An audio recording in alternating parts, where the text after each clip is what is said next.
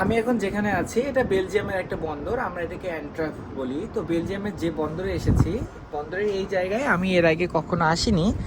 এখানে দেখেন এই যে কন্টেনারগুলো রাখা, যেগুলো আমরা আমাদের জাহাজে নিব, এটা তো বুঝতেই পারছেন। তবে এই বন্দরের যেটা স্পেশাল জিনিস, যেটা আমার চোখে পড়েছে, আমার কাছে বেশি ভালো লেগেছে, সেটা আপনারা দেখতে পাচ্ছেন। এই যে এই জিনিসটা, যেটাকে আমরা উইন্ড মিল বলি, এটা এখানে যে ঘুরছে, এটা ঘোরার কারণ হচ্ছে এখানে আমরা যেহেতু সমুদ্রের কাছে আসি, তো সমুদ্রের যে বাতাসটা, এই বাতাসের জন্য এই যে যেটা এই জিনিসটা ঘুরছে। এখন এটা ঘোরার জন্য এর ভিতরে কিছু মেকানিজম থাকে, যার জন্য এটার মধ্যে বিদ্যুৎ উৎপন্ন হয়। আর এই বিদ্যুৎ উৎপন্নের যে মেকানিজমটা, এটা শুধু একটা না।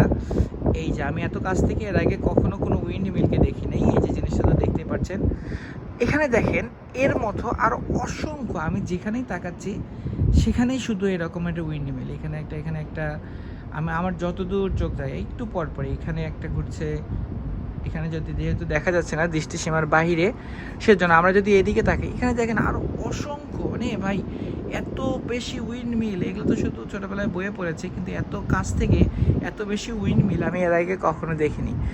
আমরা যেহেতু একটা দেশের বন্দরে এসেছি, অ্যান্ট্রাপে, আমাদের জাহাজ বন্দরে আসার কারণ হচ্ছে আমরা আমাদের জাহাজে করে এই যে কন্টেনারগুলো যেগুলোকে নিয়ে আসি, আপনারা তো জানেনই, এর আগে বেশ কিছু ভিডিওতে দেখিয়ে দিয়েছিলাম, সেই কন্টেনারগুলোকে আমরা পরবর্তী পোর্টে নামিয়ে দিই। এই যে এখানে কিছু কন্টেনার রাখা দেখতে পাচ্ছেন। আবার কিছু কন্টেনার আমরা আমাদের জাহাজে লোড করি। আমাদের যে শিপিং ইন্ডাস্ট্রির যে কাজ, মানে জাহাজে করে আমাদের যে দায়িত্ব, কন্টেনার এক জায়গা থেকে এক জায়গায় নিয়ে যাওয়া, পৃথিবীর মধ্যে আমদানি আর রপ্তানির ব্যবস্থাটাকে সচল রাখা, যার জন্য পৃথিবী চলতে পারে। তো এখানে দেখেন আমরা যেহেতু বন্দরের কাছে আছি, এখানে শুধু যে কন্টেনারে নিয়ে আসে এরকম না। একটা দেশ তো শুধু কন্টেনারের উপর ভিত্তি করে চলতে পারে না। একটা দেশ চালার জন্য অনেক রকমের মালামাল দেশের বাইরে পাঠানোর দরকার হয়। যেমন কিছু লিকুইড টাইপের থেকে, লিকুইড টাইপের কি, যেমন তেল, কেমিক্যাল, এই টাইপের জিনিসগুলো থাকতে পারে, গ্যাস থাকতে পারে, কন্টেনার থাকতে পারে। কন্টেনার বলতে এটা তো কন্টেনার পাঠানো হয় না, কন্টেনারের ভিতরে রাখা যায়, যেমন ট্রাকে করে সরবরাহ করা যায় এই রকমের যে জিনিসগুলো, যেমন তৈরি পোশাক হতে পারে, বিভিন্ন ইলেকট্রনিক্স হতে পারে। আবার কিছু কন্টেনার থাকে যেগুলোর ভিতরে ফ্রিজিং সিস্টেম থাকে, সেগুলোতে হয়তো বা মাছ মাংস, বাংলাদেশ থেকে যেমন চিংড়ি মাছ, ইলিশ মাছ, তো এই টাইপের যে জিনিসগুলো বাইরে এক্সপোর্ট করা হয়, সেগুলো নিয়ে যাওয়ার জন্য কিছু কন্টেনার থাকে। দেশের ভিতরে যে আমরা ফলমূল যেগুলো দেখছি, আপেল তো বাংলাদেশে সেভাবে উৎপন্ন হয় না, এগুলো বাইরে থেকে নিয়ে আসা হয়, তো সেগুলোকেও কন্টেনারে করেই নিয়ে আসা হয়। এই যে বিভিন্ন টাইপের কন্টেনার। আরেক টাইপের যে আমি কথা বলছিলাম যে কেমিক্যাল নিয়ে যাওয়ার জন্য, হয়তো বা সালফিউরিক অ্যাসিড অথবা এমন কোনো অ্যাসিড বা এমন কোনো কেমিক্যাল যেটা ওষুধ তৈরিতে লাগে, তো এই টাইপের বিভিন্ন রকমের কেমিক্যালের দরকার হয় একটা দেশ পরিচালনার জন্য। ভাই শুধু ইম্পোর্ট এক্সপোর্ট যে কত জরুরি এটা বুঝতে পারছেন। তো এই কন্টেনারগুলোকে নিয়ে আসা হয়। এই যে দেখেন আমাদের এখানে কয় ক্যাটাগরির কন্টেনার আছে, আমি যদি আপনাদের একটু দেখিয়ে দেই। এখানে কিছু স্বাভাবিক কন্টেনার, এটা তো বুঝতে পারছেন, এই যে ওয়ান লেখা, মার্স লেখা, এইগুলো স্বাভাবিক কন্টেনার, যেগুলো আপনারা দেখেন যেটার ভিতরে তৈরি পোশাক বা এই টাইপের জিনিসগুলো থাকে। আর এই যে দেখেন সাদা জিনিসটা, এই যে সাদা যে জিনিসগুলো দেখছেন ওয়ান লেখা, এই সাদা জিনিসগুলোর পিছনে যে কালো যে জিনিসগুলো দেখছেন, এটাই কিন্তু এটাকে বলা হয় রেফার কন্টেনার। রেফার কন্টেনারের কারণ হচ্ছে, নিয়ে যাওয়ার অর্থ হচ্ছে যেটার ভিতরে আমরা তাপমাত্রাকে নিয়ন্ত্রণ রেখে এখানে মেনটেন করতে পারি, যে আমরা কত ডিগ্রি সেলসিয়াস তাপমাত্রায় কন্টেনারগুলোকে নিয়ে যাব বা কন্টেনার ভিতরে মালামালগুলোকে রাখবো, সেটা নিয়ন্ত্রণ করার জন্য আমরা এই রেফার কন্টেনারকে ব্যবহার করি। হতে পারে মাছ মাংস, চিংড়ি মাছ, ওষুধ, বিভিন্ন রকমের এমন কোনো জিনিস যেগুলোকে অবশ্যই আমাদের তাপমাত্রায় নিয়ন্ত্রণ করে নিয়ে যেতে হবে, তো সেগুলো আমরা এই কন্টেনারগুলোতে অথবা রেফার কন্টেনারে নিয়ে যাই।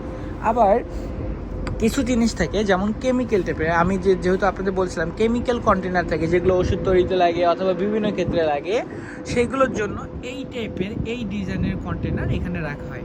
তো এই যে এই কন্টেনারটার প্যাটার্নটাও দেখতে পাচ্ছেন, এটা দেখেন কিছুটা আলাদা। তো এই যে কয়েক টাইপের কন্টেনার আমরা নিয়ে যাই, সেটা তো বুঝতে পারছেন। আর আমি যদি দূরে দেখাই, যেহেতু বলছিলাম যে অনেক জাহাজ, আমাদের মতো অনেক জাহাজ এখানে আসে, এই যে দেখেন এখানে কিছু ছোট ছোট জাহাজ চলছে, একটা জাহাজ তো যাচ্ছে। এই যে ছোট্ট যে বোটটা দেখছেন, এটা হচ্ছে জাহাজকে এক জায়গা থেকে আরেক জায়গায় ম্যানুভারিংয়ের জন্য, মুভমেন্টের জন্য এটা খুব হেল্প করে। জাহাজকে পিছন থেকে ধাক্কা দেয় অথবা সামনে থেকে টেনে নিয়ে যায়।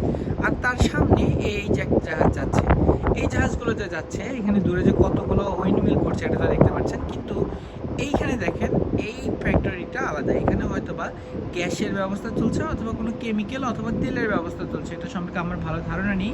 হতে পারে কেমিক্যালেরই, তার কারণ এই যে এখানে একটা যে বিল্ডিংগুলো দেখা যাচ্ছে বাংলাদেশে, আমি এরকম কিছু পেট্রোলিয়াম ইন্ডাস্ট্রিজ অথবা তেলের ক্ষেত্রে তেল পরিশোধনাগার হতে পারে, এখান থেকে তেল পরিষ্কার করে সেটাকে হয়তো বা জাহাজে করে দেশের বাইরে পাঠানো হচ্ছে। হ্যাঁ, এখানে দেখেন যে জাহাজটা যাচ্ছে সেটাতে ওই রকম তেলেরই জাহাজ, আমরা এটাকে অয়েল ট্যাঙ্কার বলি। এই যে একটা জাহাজ যাচ্ছে ওটার বন্দর আলাদা, তো বন্দর একই হোক আর আলাদা হোক, সবগুলো জাহাজেরই কাজই এক। জাহাজে করে আমরা মালামাল এক দেশ থেকে আরেক দেশে নিয়ে যাই। হয়তো বা মালামালের ক্যাটাগরি থাকে, সব মালামাল তো আর এক রকমেরই হয় না, কিছু মালামাল থেকে একরকম, কিছু মালামাল থেকে অন্যরকম। এখানে আরেকটা জিনিস আমার চোখে পড়ছে, সেটা হচ্ছে এই যে দেখেন অসংখ্য পাখি উঠছে, এটা মন ভরে যাওয়ার মতো। আমি এখন যেখানে এসেছি চারপাশের পরিবেশটা সুন্দর দেখতে পাচ্ছেন। আমরা আগে যেহেতু বলেছি এটা বেলজিয়ামের একটা বন্দর, যেটাকে আমরা অ্যান্ট্রাপ বলি। এখানে আমাদের আসার অর্থ হচ্ছে যে মালামালগুলোকে নিয়ে আসা, আর আমাদের জাহাজে আজকে আমরা জ্বালানি তেল লোড করব। তো আমরা জ্বালানি তেল লোড করার জন্য এখানে এসেছি। এখানে এসে আমরা অলমোস্ট কিছু তেল লোড করেছি। জাহাজে জ্বালানি তেল লোড করার প্রসেসটাও আলাদা, সেটা কীভাবে করা হয় আমি অবশ্যই আপনাদের সেটা ভিডিও করে দেখিয়ে দেবো। আর এখন যে সময় ভিডিওটা করছি বাংলাদেশের সাথে এখানে সময়ের পার্থক্য প্রায় 5 ঘন্টা। আমি যে সময় ভিডিওটা করছি এখানে সকাল 9টার মতো বাজে, বাংলাদেশে হয়তো বা দুপুর 5 ঘন্টা হলে দুপুর 2টা এরকম হতে পারে। তো আমরা যেহেতু ভাই হতে পারি কেন বলছি, আমাদের জাহাজটা একটা পোর্টে সবসময় থাকে না, আমাদের জাহাজ সারা পৃথিবী ঘুরে বেড়ায়। তো এখন পৃথিবীর সব দেশ থেকে বাংলাদেশের কম্পেয়ার করার জন্য এটা তো মনে রাখা সম্ভব না। তো এই জন্য আমরা বেশিরভাগ সময়ই ইন্টারনেটে চেক করে দেখি যে বাংলাদেশে এখন সময় কতটা। আমি যত করে বাসায় কল দিই, হতে পারে আমার এখানে সকাল 10টা 11টা, আমি এই সময় বাসায় ফোন দেওয়ার সময় খোঁজ নিয়ে দেখি বাসায় রাতে 3টা 3:30। তো তখন তো আব্বু আম্মু সবাই ঘুমিয়ে থাকে। তো তখন বাসায় কথা বলার জন্য আমি এখানে প্রতিবার কল দেওয়ার আগে গুগলে চেক করি যে আসলে বাংলাদেশে এখন সময় কয়টা। তো যদি দেখি যে বাংলাদেশের সময়টা এরকম যে এখন বাসায় সবাই জেগে আছে, তাহলেই আমি বাসায় কল দিই। তো ব্যাপারটা কিছুটা অদ্ভুত, প্রতিবার কল দেওয়ার আগে আমরা যেহেতু বিভিন্ন দেশে যাই, বিভিন্ন দেশ থেকে বাংলাদেশের সময়ের ব্যবধান কতটুকু এটাও আমাকে খোঁজ নিয়ে বের করতে হয়।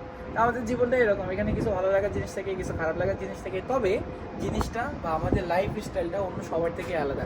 তো সবাই অনেক বেশি ভালো থাকবেন। এতক্ষণ সাথে ছিলাম আমি হৃদয়। ফেসবুক, ইউটিউব, টিকটকে সবসময় আমি সেই ভিডিওগুলো আপলোড করি যেগুলো আপনারা দেখতে চান। আজকের এই জিনিসটা যেরকম অজানা ছিল, আশা করছি এই অজানা জিনিসগুলো আপনাদের জানতে পেরে অথবা দেখতে পেরে ভালো লেগেছে। এতক্ষণ যেহেতু আমি এই ভিডিওগুলো দেখাচ্ছিলাম, আপনি যদি স্পেসিফিকভাবে কোনো কিছু জানতে চান অথবা কোনো জিনিস নিয়ে আপনার জানার আগ্রহ থাকে, আমাকে কমেন্টে জানিয়ে দিতে পারেন। তাহলে আমি সেই বিষয়গুলো নিয়ে আপনাদের ভিডিও বানিয়ে দেখানোর চেষ্টা করব। ধন্যবাদ আবারও। আসসালামু আলাইকুম।